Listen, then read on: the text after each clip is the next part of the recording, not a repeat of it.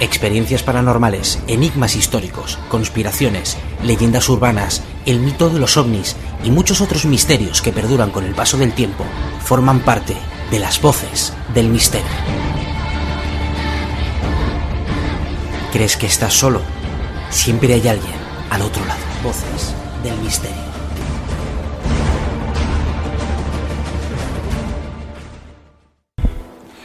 No os voy a atrullar de datos.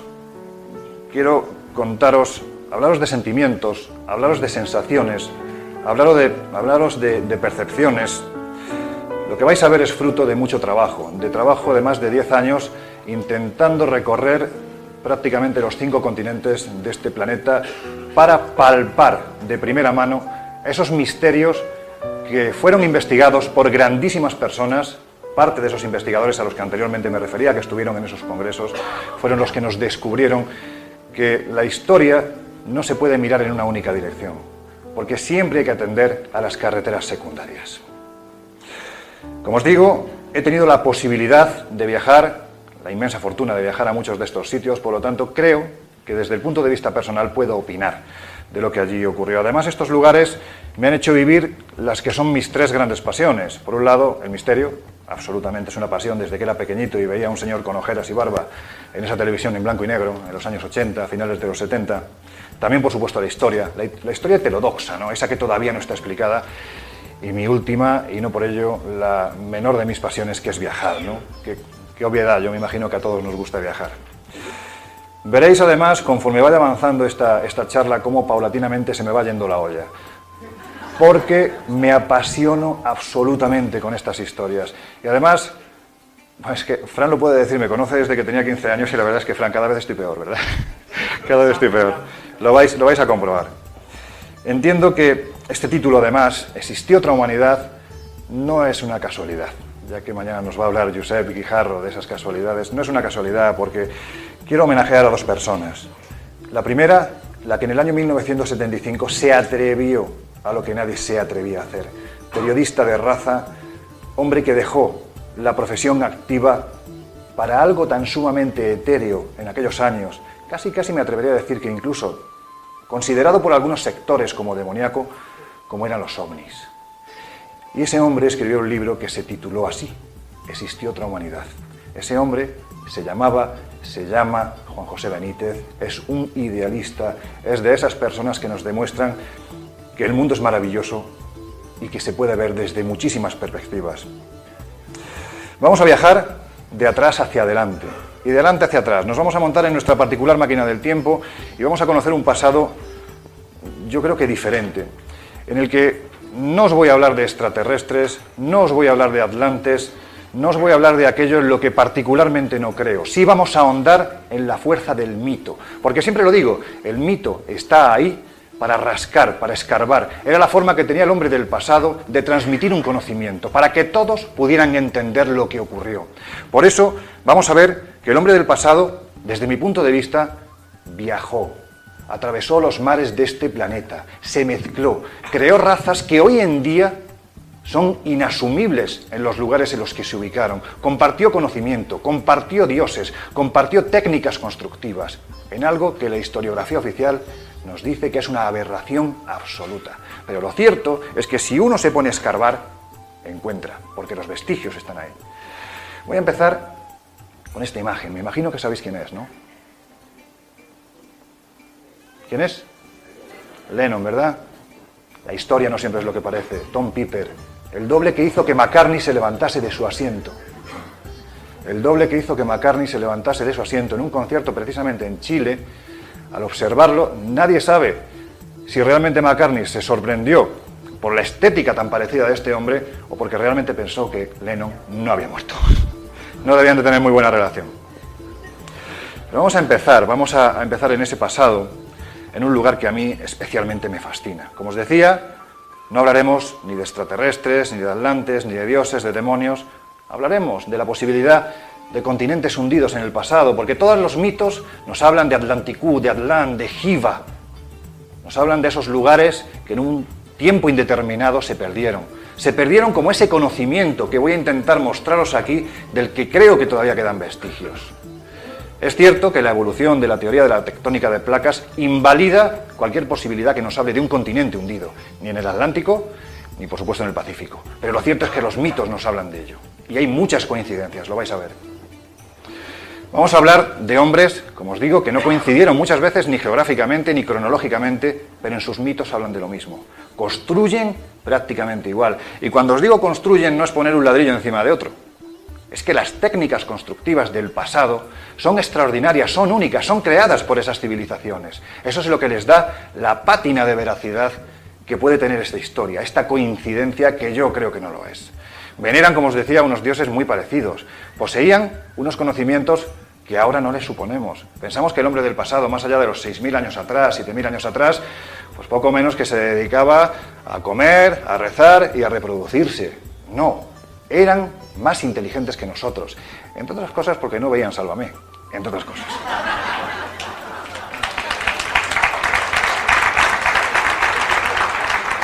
Si hubieran escuchado La Rosa de los Vientos, seguramente hubieran sido más inteligentes todavía. Bueno, lo cierto es que eran capaces de hacer cosas que ahora somos incapaces de hacer. Lo vais a ver. Nos vamos a un lugar increíble, increíble. Esto es una espinita que tengo clavada porque es uno de los poquitos sitios que me queda por visitar. Hace muy poquito tiempo, un queridísimo amigo, explorador de los Haya, muy jovencito, pero que va a marcar una época, quedaros con el nombre, Diego Cortijo, es un explorador de los de verdad. Estuvo en este lugar. Estamos en Japón, concretamente en Okinawa. Aquí las corrientes marinas son extraordinariamente fuertes, lo que pasa es que, al igual que son fuertes, la visibilidad en estas aguas es extraordinaria. Prácticamente tú puedes ver el fondo del mar hasta los 30 metros de profundidad y ahí en un marco prácticamente en 360 grados puedes ver hasta 60 metros, ¿no?, lo que tienes delante. Pues bien, en el año 1985 hay un señor con apellido que la verdad es que recuerda bastante a Chiquito de la Calzada, se llamaba Haichiro Aratake. Aratake. Bueno, pues este señor, Haichiro Aratake, era submarinista, estaba acostumbrado a bucear estas aguas y un buen día del año 1985 se lleva una sorpresa. Entre los 6 metros de profundidad y los 30 metros de profundidad, en una zona en la que no había buceado nunca, que está situada, aquí podéis ver, Japón, Yonaguni, en esta isla, en el archipiélago de Okinawa, concretamente en la isla de Yonaguni, se empieza a encontrar lo que aparentemente son estructuras antrópicas, es decir, hechas por la mano del hombre.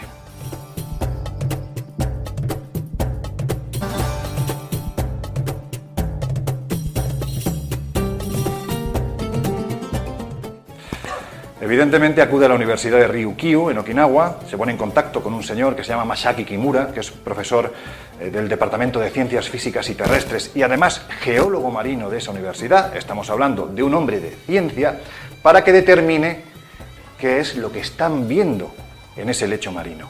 Porque lo que están viendo, aparentemente, vuelvo a repetir, está hecho por el hombre.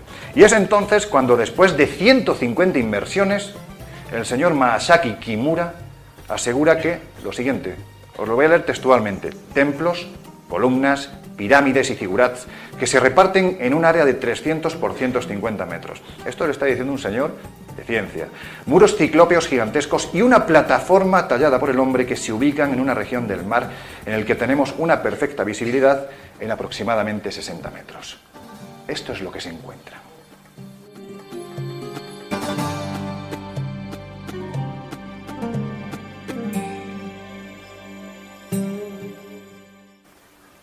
Bueno, pues hay un señor, porque evidentemente donde hay gente a favor siempre tiene que haber gente en contra. Hay un señor que es profesor de geología de la Universidad de Boston llamado Robert Schoch, que inmediatamente dice que no, que estos son caprichos de las corrientes marinas, que además la especial geología del lugar, alimentada por los constantes seísmos que hay en la zona, provoca estas estructuras.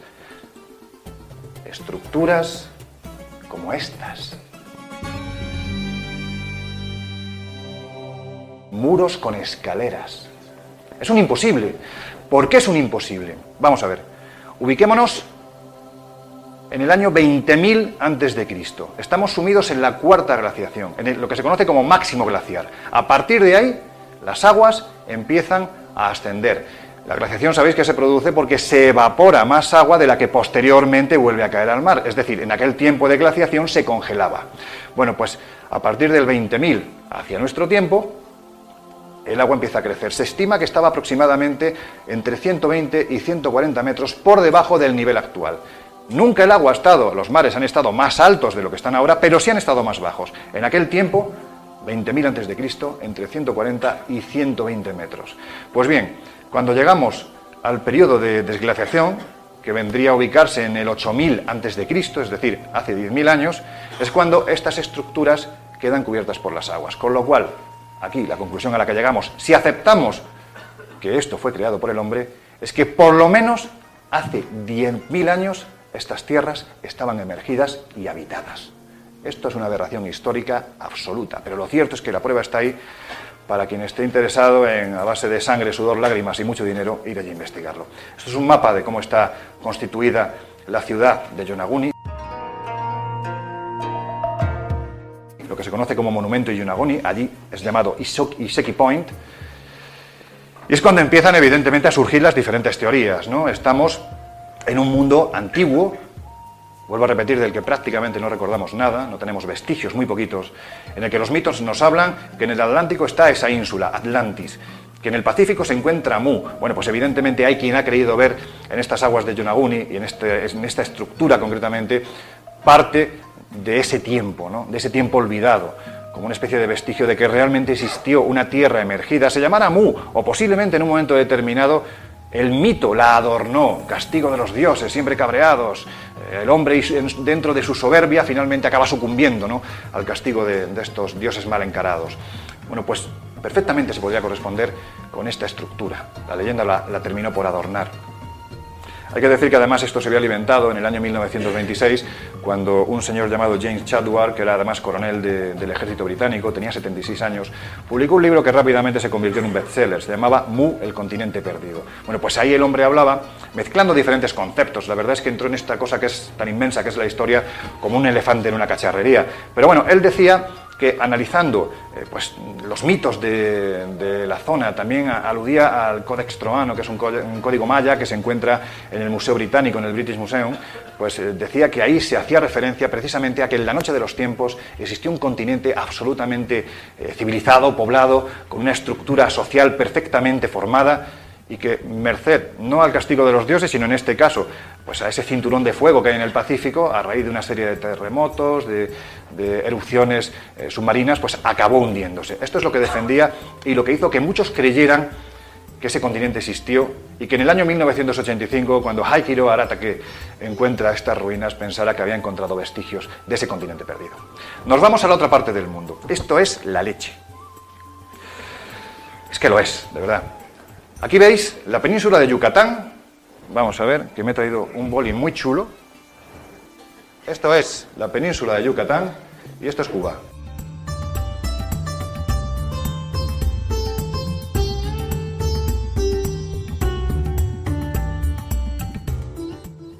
Con lo cual, hay que fijarse en esta franja que hay aquí, porque se baraja la posibilidad de que en un tiempo pretérito estuviera emergida.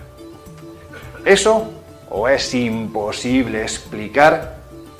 Antes de avanzar, un dato. Os he dicho, Yonaguni entre 6 y 30 metros. Es imposible explicar que aquí Paulina Zelinsky, una de las grandes oceanógrafas que hay en el planeta, descubrirá ruinas a 600 metros de profundidad. De un tamaño tan absolutamente brutal, el tamaño de las estructuras, se hablaba de zigurats, se hablaba de pirámides, incluso se hablaba de una especie de geoglifos que ella misma dijo que eran muy similares a los egipcios. Es imposible explicar que eso esté ahí, si no es porque en un momento determinado pues aquello se hundiese merced a una catástrofe. Lo que os quería decir es que es tan grande lo que allí se encontró que le pusieron el nombre de ciudad sumergida de Mega. Allí se empezaron a grabar, gracias a la tecnología rusa, los sumergibles ROV, que son los que pueden bajar hasta esas profundidades, se logró captar imágenes verdaderamente sorprendentes. De hecho, también incluso la batimetría detectó que había estructuras, esto que veis a la derecha, son estructuras que se han generado gracias a los datos, ¿no?, que nos ofrece la batimetría y que están demostrando que ahí hay un relieve que no se corresponde con lo que debería de haber en ese lecho marino. Os puedo decir que Paulina Zelinsky es una persona que, aparte de una gran oceanógrafa, por ejemplo, descubrió el buque Maine a 5 kilómetros de La Habana y que sirvió en su momento en el año 1898 para que se produjera esa guerra entre España y Estados Unidos que hizo que finalmente perdiéramos prácticamente lo poquito que nos quedaba de colonias allí. Es decir, es una persona muy preparada que incluso cuando estaba realizando esta investigación, ella estaba haciendo obras de ingeniería civil y topografía del lecho marino. Hay quien dice que lo que estaba haciendo era, bueno, pues buscar cavidades para los submarinos nucleares rusos. Estamos en Cuba, pero bueno, lo oficial es que estaba haciendo estas obras de ingeniería civil. Y es cuando se encuentra con esto. Bueno, pues Fidel Castro evidentemente se da cuenta de que lo que hay ahí es importante. Fidel Castro decidió acudir a su geólogo marino de cabecera, que es Manuel Iturralde. Este señor es uno de los miembros más aventajados del Museo Nacional de Historia Natural de La Habana y por encima de todo es el único cubano autorizado por Fidel Castro para llevar una labor tan sensible como es rastrear los fondos marinos de la isla. Bueno, pues Manuel Iturralde, al que también tuvo la oportunidad de entrevistar Luis Mariano Fernández, le dijo, textualmente, es otro científico, ojo, estamos hablando de un geólogo, le dijo que es verdad que ahí abajo, en el fondo del mar, hay unas estructuras que a veces tienen unas dimensiones de varios cientos de metros, que son inusuales. Es decir, nosotros no tenemos una explicación sencilla, directa, de la formación de estas estructuras, después de haber visto investigaciones de la morfología del fondo del mar, de la acción de las corrientes. En fin, como geólogo puedo decir que hay estructuras lineales elevadas que pudieron perfectamente coincidir con caminos y pirámides a 600 metros de profundidad.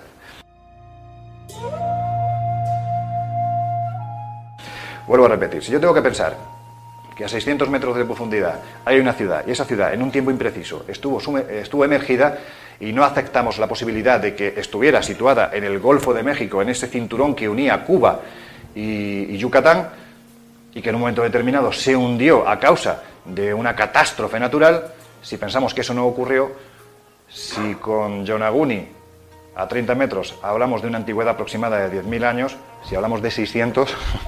¿de cuántos años estamos hablando? Yo parto de la idea de que ahí existió algo al que muchos científicos, arqueólogos en América meten dentro de ese saco sin fondo que es la extrañísima cultura olmeca, simplemente porque no hay explicación. Es como en España. En España, cuando se encuentra algo que no se conoce, que no se sabe datar, que no hay una claridad de ideas con respecto a en qué marco estuvo ubicada esa civilización o a qué civilización correspondió, se mete en el saco de tartesos, especialmente si hablamos del sur de España. Seguimos nuestro viaje, que ya veo que llevo 18 minutos con 49 segundos. Seguimos nuestro viaje por ese pasado ignoto, extraño, bizarro. Decía el gran Fernando Jiménez del Oso que lo que aquí vamos a ver representa algo, no os voy a decir todavía el que, tan absurdo y bizarro como solo puede serlo una pesadilla. Estamos en el año 1945. Este señor que tenéis ahí, Waldemar Hursruth, es un comerciante alemán que llega a Cámbaro, en el estado mexicano de Guanajuato, simplemente para poner en marcha una serie de empresas. Bueno, pues hay dos versiones de cómo empezó todo. La primera nos dice que estando uno de esos días montando a caballo muy cerca del Cerro del Toro, muy cerca también de la localidad de Acámbaro, se cayó del caballo y al caer descubrió que en el suelo, semienterrado, había algo extraño. La otra versión nos dice que no, que estaba simplemente cultivando la huerta que tenía en su casa y que en un momento determinado, mira, me has descubierto la sorpresa. No habéis visto nada, ¿verdad? No he visto nada, no he visto nada. Bueno, de todas formas, gracias Laura, porque se me había olvidado. Bueno, pues la otra versión nos dice que estaba cultivando su huerta, que en un momento determinado, entre los adobes que conformaban el muro del perímetro de su propiedad, descubrió que había incrustadas unas cosas extrañas. Esas cosas extrañas, el investigador mexicano Harry Moller, en los años 80, 90, aseguró que estaban de esta forma, metidas en cajas, tiradas por el suelo, prácticamente olvidadas por la arqueología mexicana, simplemente porque un señor que se llama Antonio Pompa, con bastante pompa y bastante boato, pues era director del Departamento Nacional de Archivos y Bibliotecas del INA, el Instituto Nacional de Antropología e Historia de México, había dicho que en realidad, os cito textualmente, al señor Hurru le tomaron el pelo porque era un alemán que no conocía nuestra cultura prehispánica, en fin, la típica picaresca del latino. Esto fue lo que explicó la arqueología y por eso ahí se quedaron olvidadas estas cajas con lo que contenían durante mucho tiempo. ¿Y qué contenían? Criaturas de un tiempo impreciso. Vuelvo a repetiros, se contabilizaron en los años 80 entre 37.000 y 40.000. De hecho, esas fueron recogidas entre el año 1945 y el año 1952. Después de este año, Valdemar Hurrut tuvo el infortunio de volver a caer de caballo, quedó trastornado y a partir de entonces fue conocido como el loco Hurrut, con lo cual ya nadie le prestó absolutamente atención porque, como sabemos, los necios no son solo crueles, sino que además son abundantes. Bueno, pues en este caso ocurrió eso. Estas figuras, que parecían estar ahí en la frontera del Mesozoico al Cenozoico, representaban criaturas que no existieron, porque eran mezclas de diferentes saurios.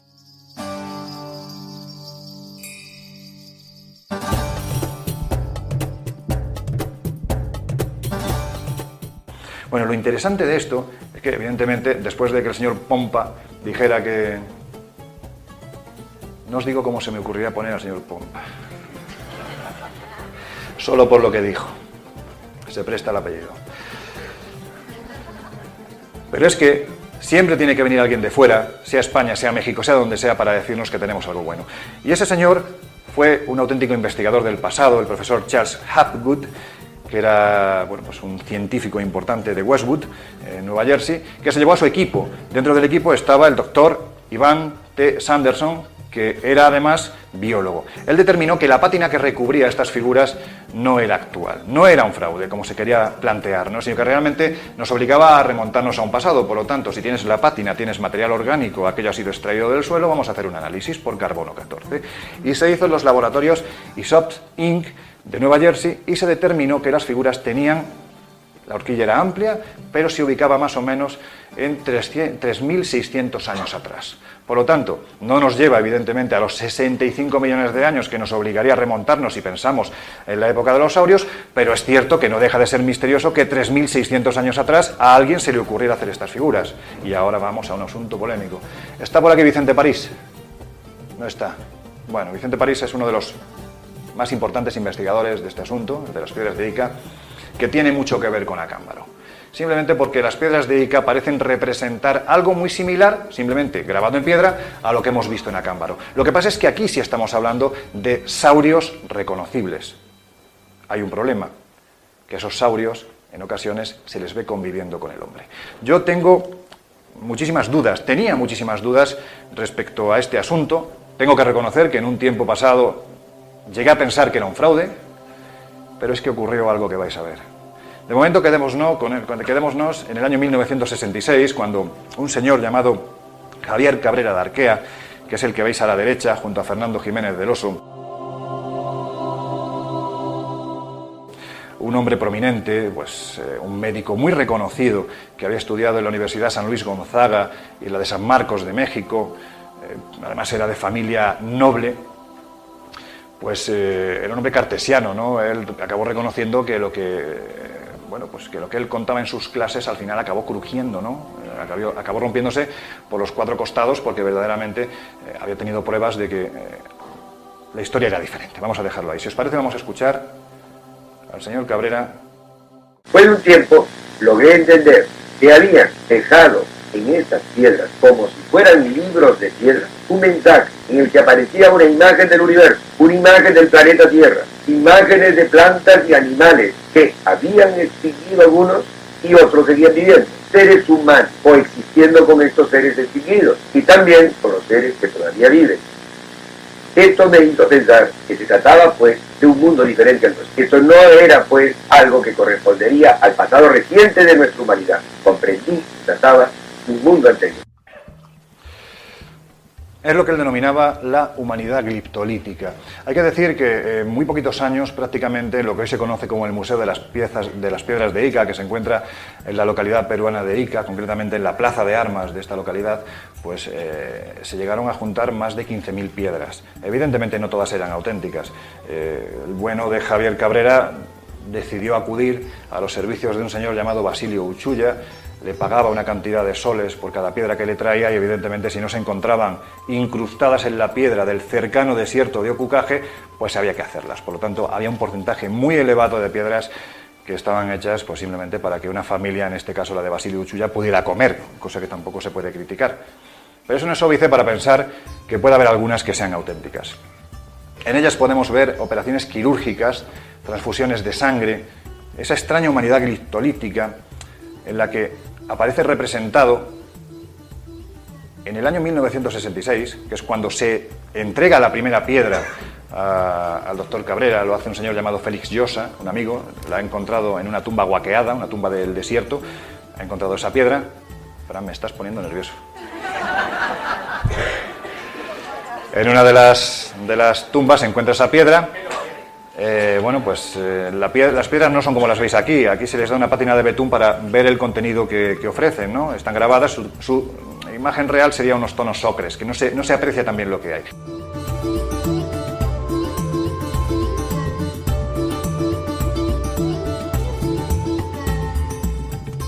Se la regaló, pues casi el día de su cumpleaños, como si fuera un pisapapeles, ¿no? Lo que pasa es que Cabrera, claro, empezó a ver aquello y dijo, oye, esto es raro, aquí hay algo más, ¿no? Y cuando le aplicó esa pátina de betún, empezó prácticamente a obsesionarse. Es cuando empezó a acumular esas piedras a las que él pues, tenía gran aprecio, ¿no? Porque, entre otras muchas cosas, se mostraban lo que aparentemente eran trasplantes de corazón.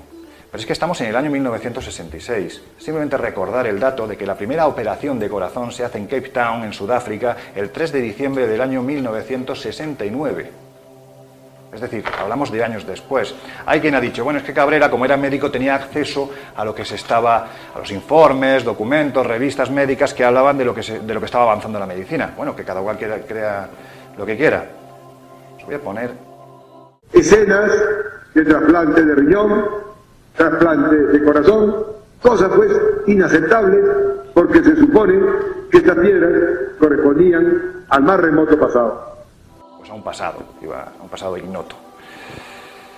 En ellas aparecían pues también esos continentes perdidos representados. Las piedras, para que os hagáis una idea, van de diferentes tamaños. Esta que hay ahí pesa un riñón, es enorme. Estas pesan lo suyo. Las voy a dejar aquí por si queréis verlas al final. Vale. Son dos piedras auténticas de Ica, del museo del doctor Cabrera, en las que aparecen esos dinosaurios. Hay otras en las que aparecen los dinosaurios, de verdad que pesa, ¿eh? Aparecen los dinosaurios conviviendo con seres humanos. Da la sensación de que el dinosaurio, en ese tiempo impreciso, sirve de comida, de alimento para los primeros asentamientos humanos. Pero esto es imposible, porque si hablamos de hace 65 millones de años, que se sepa, el ser humano no era ni un espermatozoide ni un gusanito. No existía. Por lo tanto, es imposible. Tenía que haber otra explicación. ¿El fraude? Bueno, es la más fácil. Vamos a ver que no todo es fraude. Voy a ir un poquito rápido porque he traído muchas imágenes. ¿Veis? Aquí se ve a esa humanidad gliptolítica realizando esas operaciones. He traído bastante material. Y aquí tenéis las escenas de dinosaurios que parecen estar entablando una especie de batalla. Vuelvo a repetir, es un trabajo ímprobo, es decir, dedicarse a tallar 15.000 piedras, aunque un 80% sean falsas, pero ¿qué sentido tiene? Es decir, yo parto de la idea de que con que solo una fuera auténtica, ya es más que suficiente. La pena es que, como decía el doctor Cabrera, la arqueología peruana no interesa a los peruanos. Por eso en México hoy en día tú puedes ir a Cámbaro, a Guanajuato, y verás un museo maravilloso donde están esas piezas ya cuidadas, protegidas, porque se consideran un valor del pasado. Y las piedras de Ica, desde que hubo además un terrible terremoto hace unos años en esta localidad, pues prácticamente parte de la casa se hundió y era una lástima ver cómo las retroexcavadoras cogían parte de las piedras, las tiraban y se perdía este conocimiento.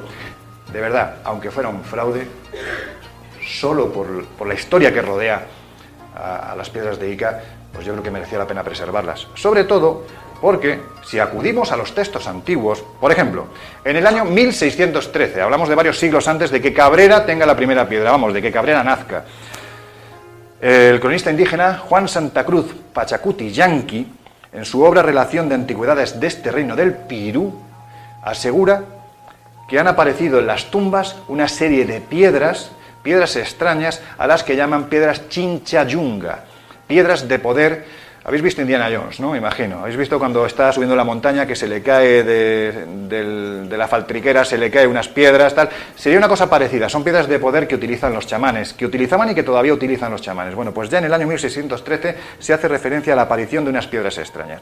En el 1626, un jesuita, Fray Pedro Simón, escribe un libro, se llama Noticias Historiables, y asegura que han encontrado una serie de piedras donde aparecen muchos motivos que ellos evidentemente no asocian a los credos paganos que hay en esas tierras. Tiene que ser otra cosa. Y creen ver la representación de nuestro Señor Jesucristo paseándose entre dinosaurios. Bueno. Pero es que en el año 1961, 5 años antes de que Cabrera tenga la primera piedra, es decir, de que Cabrera sepa que existen las piedras de Ica, Hermann Bius, que es un alemán que estuvo muchísimas décadas trabajando en Perú, descubriendo tumbas extraordinarias. Solo en el candelabro de Paracas, que me imagino que habéis oído hablar de él, encontró más de 400 tumbas pertenecientes a esta cultura Paracas. Pues él añadió un dato novedoso, y es que en el año 1961 el río Ica se desbordó, y al desbordarse, entre el lodo aparecieron una serie de piedras extrañas que tenían unos símbolos todavía más extraños, difíciles de interpretar, que fueron entregados a dos hermanos, a Pablo y Carlos Soldi. Cuando Cabrera recibe la primera piedra, estos dos hermanos ya tenían 114. Es decir, tenemos crónicas que nos hablan de que eso estaba ahí. Pero es que si vamos un poquito más allá, evidentemente esto precisa de un análisis. Ese análisis se hace unos años, lo realizan María del Carmen Olázar y Félix Arenas Mariscal, lo reflejan en un libro maravilloso que se llama La verdad sobre las piedras de Ica. Llevaron muestras de esas piedras extraídas del desierto de Ocucaje al Laboratorio de Datación y Radioquímica de la Universidad Autónoma de Madrid para que se efectuara una datación absoluta por termoluminiscencia de carbonatos de deposición. ¿Qué significa este palabra? Bueno, pues que si da la antigüedad que da, es difícil que el aparato en ese momento se haya estropeado. Y la antigüedad que daba de las dos muestras, de una de ellas hablaba de 60.000 años y de la segunda de casi 100.000. Evidentemente no nos remonta, vuelvo a repetir, a los 65 millones de años atrás, pleno Cenozoico, cuando se fueron extinguiendo paulatinamente estos grandes saurios. Pero el hecho de que estas piedras puedan tener una antigüedad de 100.000 años, yo creo que ya es suficientemente extraño como para por lo menos estudiarlo. Os decía hace unos minutos que yo tenía muchas dudas. ¡Ay, que no me va a dar tiempo! Que tenía muchas dudas cuando empecé a conocer el asunto de Ica. Era consciente de que gente como Juan José Benítez o Fernando Jiménez del Oso defendían que parte de ellas pudieran ser auténticas. Y claro, yo era consciente de que tanto Juanjo como Fernando no daban puntadas sin hilo. Algo sabían, alguna información tenían. Por lo tanto, empecé a descreerme, ¿no? Y finalmente acabé convencido de que parte de ellas son auténticas cuando, hace 7 años, en compañía de mi querido amigo, el productor de televisión española, Juan José Revenga, nos fuimos a América para realizar una de las series que estuvimos emitiendo en esa televisión que todo el mundo veía, pero que luego el Shah le decía que no veía a nadie, que era la 2 de Televisión Española. Nos fuimos a Yamón. Estamos en el nororiente del Perú, casi frontera con Ecuador. Es una zona complicada porque está, como os digo, frontera con Ecuador, es una tierra de nadie, donde no hay petróleo, donde no hay grandes minerales, pero sin embargo hubo un conflicto hace unos años en el que el gobierno de Perú y el gobierno de Ecuador dijeron, para mí. Bueno, pues ni para ti ni para mí, minamos la zona. Y está absolutamente minada, con lo cual tienes que ir con alguien que sepa de los senderos de montaña. ¿Quiénes son los que saben los senderos de montaña por dónde discurren y por dónde se debe de ir? Pues ni más ni menos que los que en tiempos pasados, años 80, pertenecían al MRTA, Movimiento Revolucionario Tupac Amaru, una especie de sendero luminoso pero en pequeñito. Mataban y mucho, es decir, eran igual de asesinos. Y esta gente se ha reconvertido hoy en día, bueno, tampoco es diferente a lo que ocurre en España. En fin, se han reconvertido en asesores de los gobernadores de las diferentes regiones del Perú. Concretamente, en este caso, el que nos acompañaba, que es este señor que hay aquí con cara de malo,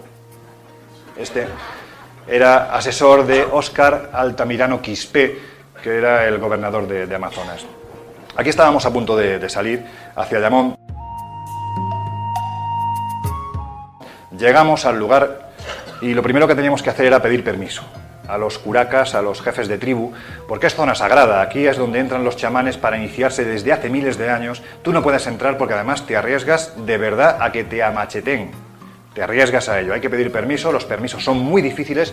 Fueron meses de trabajo porque nos habían dicho que allí había algo. Y ese algo, ¡guau! Ese algo teníamos que verlo. Si era verdad, estaba ahí, teníamos que verlo, fotografiarlo, para, entre otras cosas, poder estar aquí hoy con vosotros y poder enseñároslo. También os digo una cosa, si un nativo de Llamón os dice que son 2 horas, no le creáis. Os puedo decir que para mí fue la jornada más dura de mi vida. Al regreso, hubo compañeros que se quedaron, 2 se partieron un tobillo. Fue durísimo, durísimo, no íbamos preparados para una travesía que se prolongó por 20 horas, atravesando Trocha, que es ceja de selva, es todavía más complicada que la selva de río, porque es selva de montaña, tienes que estar constantemente subiendo, bajando, te agarras a una rama, a lo mejor a una serpiente, es complicado, es verdaderamente complicado. Yo os puedo decir que el regreso fue terrible porque tenía la sensación de muerte, es decir, el corazón se me salía, miraba alrededor buscando alivio y lo que veía era que la gente estaba peor que yo. Pero mereció la pena, porque en esta selva de montaña, acompañados del gran arqueólogo Quirino Olivera, hoy en día sería posiblemente, es sin lugar a dudas, el arqueólogo más importante de América Latina, es el conservador de las tumbas reales del señor de Sipán, uno de los grandes descubrimientos arqueológicos de finales del siglo XX, comparable casi, está a la altura del descubrimiento de Howard Carter en el 22, en noviembre del 22, de la tumba de Tutankamón. Bueno, pues él allí empezó a explicarme por qué aparecían cosas raras. Vamos a escucharle, si os parece.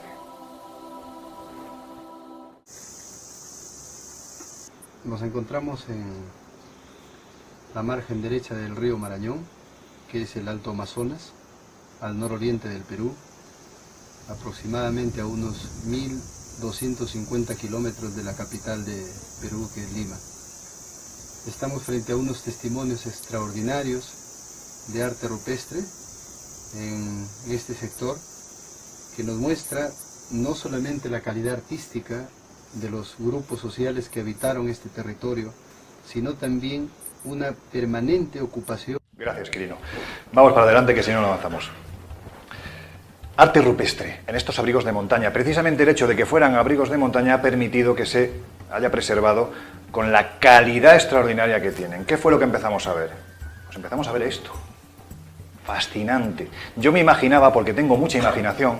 ¿Se ve? No se ve. Qué pena, es que con la luz... Si pudiéramos apagar, ¿podemos apagar esta primera hilera?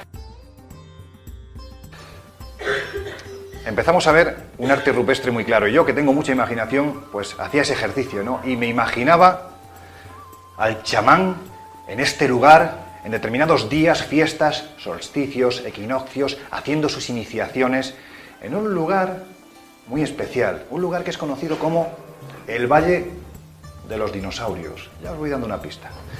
Empezamos a ver representaciones verdaderamente extrañas, representaciones que nos recuerdan a otras que hay en otras partes del planeta.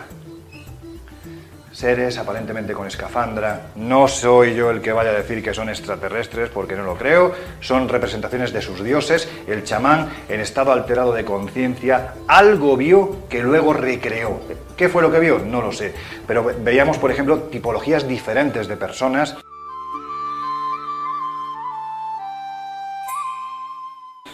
Había seres muy altos, los que llamaban con cabeza tipo comba, otros más bajitos, con la cabeza aplanada y sujetos por una especie de rayo, intentando introducir a otro más pequeño en una especie pues, de figura geométrica rara. Vais a ver que más adelante en otro lugar pasa más o menos lo mismo. Luego tenemos estas representaciones que se asocian a chamanes. Tenemos esta que podéis ver perfectamente, la burbuja que cubre una especie de cabeza, ¿no? Como un indalo. Da la sensación de que es un indalo. Pero la sorpresa fundamental, este le llamamos pocholo, porque parece que lleva una mochila, pero veis que de ahí, de la hendidura, surge algo que parece un canguro.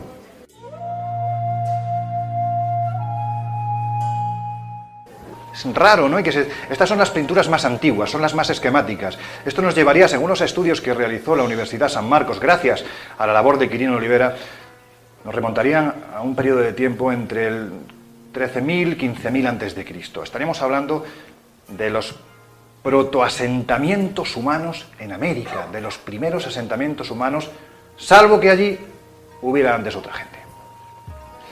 Y llegamos al encuentro con algo imposible. En la parte más recóndita de esta selva de montaña, protegido por un abrigo de montaña también, valga la redundancia, cuando ya pensábamos que no llegábamos, después de 15.000 kilómetros, mucho esfuerzo, mucho tiempo preparando esta expedición, de repente logramos llegar. ¿Y qué fue lo que nos encontramos? Una imagen vale más que 1000 palabras. Da la sensación de que en un tiempo pasado aquí hubo asentamientos humanos que cazaron algo por lo menos parecido a un dinosaurio.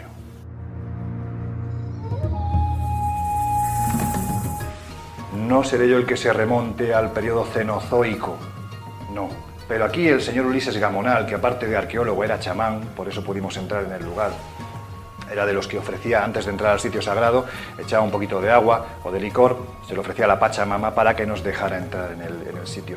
Pues él decía que evidentemente no podemos hablar de dinosaurios, tendríamos que hablar de una paleofauna, como el tigre dientes de sable, que sobrevivió en este lugar específico por las condiciones que tiene el mismo sitio, el mismo enclave, que pudo sobrevivir pues casi como una especie de microdinosaurios, una involución de los antiguos saurios que llegaron a sobrevivir hasta que allí llegaron los primeros asentamientos humanos. Y no solo eso, además les sirvieron de comida.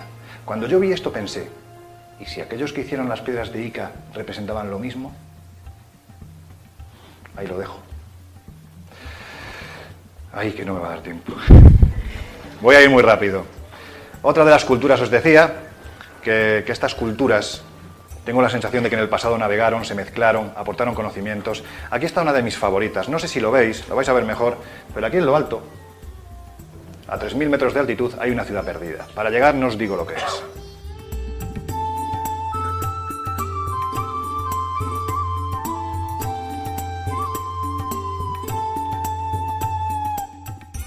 Se llama Cuelap, la ciudad, lo voy a decir, de los chachapollas. Esto es una cuestión fonética. Cuando llegaban los cronistas que acompañaban a los conquistadores, pues, ¿esto cómo se llama? Chachipuya. Pues ya está, chachapollas. Pasó igual con Yucatán, no sé si lo sabéis. Llegaron los conquistadores, a ver, ¿dónde está el oro? ¿Dónde está el oro? Huitapán, que significa, ¿qué dice este? Yucatán. Pumba, y le pusieron Yucatán. Bueno, pues en este caso, Chachapuyas, su significado es bellísimo. Los hombres de la niebla. Porque vivían siempre por encima del manto de las nubes. Era un pueblo extraño. Estamos en Perú, donde el Inca ya tenía una fuerza extraordinaria. Todos sabemos cuáles son los rasgos faciales de un Inca puro. Cetrino, bajito, la nariz prominente, casi como la mía. Pues eso. Pero esta gente era extraña. El Inca Garcilaso aseguró en una de las crónicas que esta gente era tan rubia o tan pelirroja, con los ojos tan azules y la piel tan blanca, casi merecedora de los dioses, de los monarcas de la vieja Europa. Era un pueblo que estaba absolutamente desubicado. Un pueblo que además construyó a estas alturas fortalezas. Pero ¿para defenderse de quién? ¿Quién iba a subir a 3.000 metros de altitud con la geografía tan brutal que tiene esta zona del Amazonas peruano? Pues ellos llegaron a la conclusión de que se defendían no de lo que venía de abajo, sino de lo que venía de arriba. Y arriba estaban los dioses. Cuelap es una auténtica maravilla. A mí me fascinó porque es lo que podemos ver. Podemos ver lo que pudo ser Machu Picchu. Machu Picchu es un plató extraordinario donde está siempre la eterna llama ahí colocada en medio para que te saques la foto.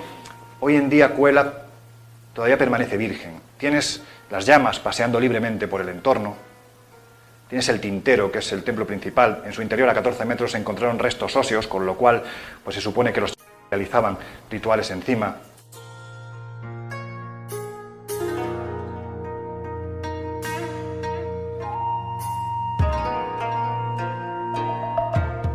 No os voy a contar la experiencia que viví arriba porque es la leche y no hay tiempo. Bueno, digamos que el chamán que nos acompañaba, Ulises Gamonal, realizó una especie de ritual en el que todos pedimos una serie de cosas. Esas cosas que se pidieron se cumplieron.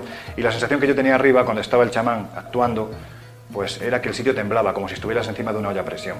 Cuando me acerqué a mi compañero Juanjo Revenga, estaba lívido. Digo, ¿qué te pasa? Dice, ¿no has notado cómo esto se mueve? Digo, sí, dice, le he preguntado a Ulises y me ha dicho que es que eso era lo propio que ocurría cuando se activaba el tintero, cuando se activaba este templo. Bueno, me imagino que la sugestión también tiene mucho que ver.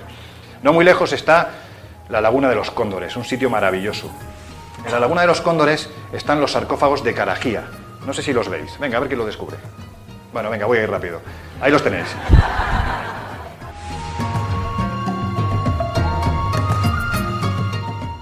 Hay que descolgarse hasta ahí para colocar esto. Hablamos de personas con piel blanca, ojos azules y pelo rojo. Hablamos de sarcófagos en los que metían a sus muertos. Hablamos de que, joder, perdón, cómo se parece a los moáis de Isla de Pascua. Donde nos encontramos, paso de la historia de cómo se inicia todo, de cómo se descubre, nos encontramos con personas con rasgos indoeuropeos. Es decir, piel blanca que nada se corresponde con las características de las islas polinesias que hay a 2.000 kilómetros de distancia de las Marquesas. Estamos hablando de que Isla de Pascua se encuentra a casi 4.000 kilómetros de las costas de América y a 3.700 de las costas de Tahití. Es el lugar por méritos propios más aislado del planeta, donde los primeros descubridores se encuentran con estas figuras. No sé si sabéis que el nombre de Isla de Pascua, aparte de Tepito Hottehenua, que significa el ombligo del mundo, y sin lugar a dudas lo era, quedaros con ese concepto, también era Mara Kiterangi, los ojos que miran al cielo. Motivo no le faltaba para ello. En la cantera del Rano Raraku encontramos estos moai. El enigma es ya no solo cómo llegaron allí los primeros pascuenses, sino cómo decidieron levantar los primeros moai. Si os parece, en el turno de preguntas os contesto a esto porque si no, no va a dar tiempo. Me aprovecho de que alguien, por favor, que me la haga la pregunta. Muy rápido. Ahí tenemos unos dioses, hombres pájaro, que posteriormente vamos a encontrar también en el altiplano, concretamente en la gran ciudad de Tiahuanaco, rodeando con un bastón de mando al Viracocha. ¿Qué relación había entre una cultura u otra? Pues en teoría ninguna. Estas son las islas Motuit y Motucao, donde se celebraba la fiesta del Tangata Manu. Habéis visto seguramente que se colocaban una cestita en la cabeza, bajaban por una ladera tremendamente empinada, tenían que ir allí cuando el pájaro manutara, el pájaro fragata, que aparte de feo debía de ser bastante escandaloso porque oían los graznidos procedentes del mar y entonces se iniciaba este ritual. Un ritual que consistía en coger el primer huevo de la primera puesta de este pájaro. El problema es que los que casi perdían los suyos eran los que participaban en esta aventura porque tenían que atravesar esta región de mar que estaba absolutamente plagada de tiburones. El que llegaba era un héroe y además durante ese año se convertía, como os digo, en el Tangata Manu, que era el líder de todos los clanes que habitaban en Isla de Pascua. También había demonios. Yo tuve una experiencia con uno en Isla de Pascua. Hay muchas coincidencias, por ejemplo, Guillén de Gevesi, en el año 1900 y pico, no recuerdo ahora mismo exactamente el año, pues realizó un estudio comparando la escritura de Pascua, que aparece en estas tablillas, las tablillas Rongo Rongo, con la escritura de Mohenjo-Daro en el subcontinente asiático. Y llegó a la conclusión de que había más de 150 caracteres exactamente iguales. ¿Habéis oído eso del inglés con 1000 palabras? Bueno, pues en este caso, con 150 caracteres, ya estamos en posición de poder decir que no es casualidad, que si son símbolos iguales es porque ambas culturas pudieron converger en algún momento. Si a ello añadimos las características faciales tan propias de esa región del subcontinente asiático, pues podemos decir que esa gente podía proceder de ahí, aunque ellos aseguraban que venían de Jiva, que era un continente que se hundió en la noche de los tiempos y cuya parte más alta, la montaña más alta, era precisamente Isla de Pascua.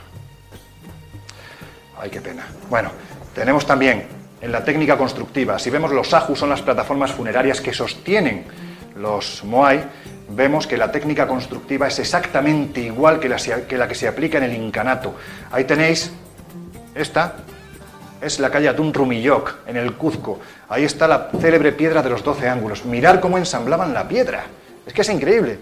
Es que por aquí hay una piedrecita que pesará 2 kilos y que está ensamblada entre piedras de cientos de kilos, incluso de toneladas. Bueno, pues en Pascua, en los Ahus, se aplicaba la misma técnica. Nos dice la historiografía oficial que esto es imposible, porque en hombre del pasado, el Inca en concreto no se metía en el agua ni para bañarse. ¿Algo ocurrió entonces? ¿Volaban? Pues no lo sé, pero lo cierto es que el vestigio está ahí. Voy a poner brevemente, porque el gran enigma también es cómo los desplazaba. Fernando Jiménez del Oso. Y el Moai trasladado hasta abajo. Allí, puesto en pie, y el Moai quedaba dispuesto para ser trasladado a otra parte de la isla. Pero estoy hablando de traer, llevar, trasladar, como si eso careciera de importancia. Y el traslado de los Moais es uno de los misterios más inquietantes de la isla de Pascua. Muchos de estos Moais, la mayoría, pesan 20, 30, 40 toneladas. Y a veces se llevaban hasta una distancia de 15, 16 kilómetros a puntos muy lejanos de la isla. Sin embargo, el peso parecía no importarnos demasiado. La respuesta arqueológica es inmediata, a base de rodillos, cuerdas y centenares de hombres arrastrando. Es cierto que hace siglos esta isla tuvo árboles, pero tantos y tan corpulentos como era necesario. El suelo fértil de la isla alcanza unos 50 centímetros de profundidad en el mejor de los casos. No lo habría permitido, porque además de los 390 moais que hay en el Gran Relato, hay otros 600 y pico repartidos por el resto de la isla, más de 1000 moais. Iban solos, eso es lo que decían los viejos pastores. Se movían por el mar, una especie de energía espiritual, mágica, de la que ellos, los moais, eran condensadores. Es una respuesta absurda. Las gentes civilizadas no podemos admitirla, pero lo cierto es que no tenemos una mejor. No tenemos una mejor, ¿cómo se le echa de menos, verdad? ¿Cómo se le echa de menos? Qué gusto de escucharlo. Para que os hagáis una idea, eso que veis al fondo es el Aju Akibi, es posiblemente el Aju, la plataforma funeraria más conocida de Pascua. Bueno, pues cuando intentaron levantar los Moai porque estaban tumbados, tuvieron que llevar retroexcavadoras para levantar hasta pesos de 80 toneladas, porque no había forma.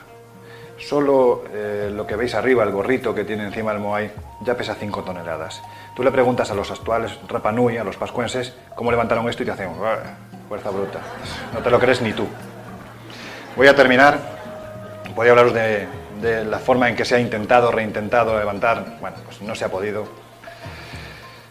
Os iba a hablar también de Tiahuanaco, la ciudad de los viracochas, la relación que tiene con toda esta historia, cómo aquí vemos también cómo se adoran a los cultos de los hombres pájaro, igual que en Pascua, cómo tenemos monolitos como el Benetín Ponce, que parece que más que del pasado vienen del futuro, de las diferentes razas que están representadas en el Kalasasaya, que supuestamente habitaban esa tierra antigua. Vemos cosas sorprendentes, de la Puerta del Sol, la Puerta de las Estrellas, rota en su dintel principal para que los hombres no atravesaran al mundo de los viracochas como se hacía en el pasado. Os hablaría también de Tassili en Argelia,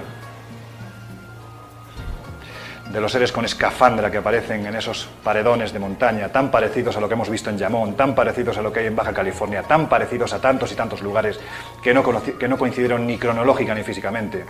Os hablaría también de Toro Muerto, donde hay más de 5.000 piedras grabadas y donde aparecen también estas representaciones, los danzantes, unas criaturas que nadie sabe quiénes son, de Nazca, por supuesto.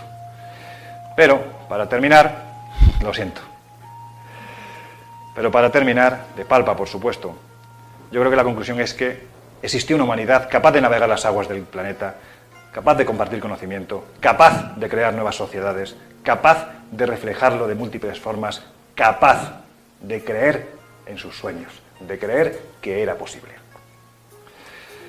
Decía el escritor Doug Larson que algunas de las hazañas más grandes de la humanidad han sido obra de personas que no eran lo bastante listas para comprender que era imposible.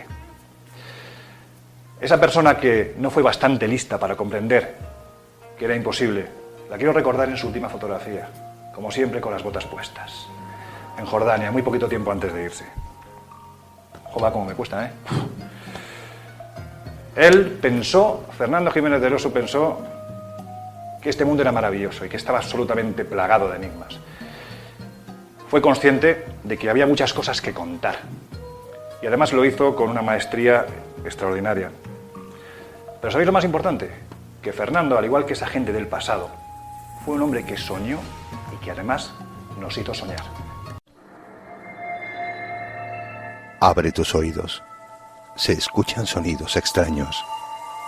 Susurros del más allá invaden tu radio. La historia y el enigma se abren paso a través de las ondas. Los especialistas más experimentados se reúnen cada viernes en esta sintonía. Únete a nosotros, amante de lo desconocido. Voces del misterio. Tu voz.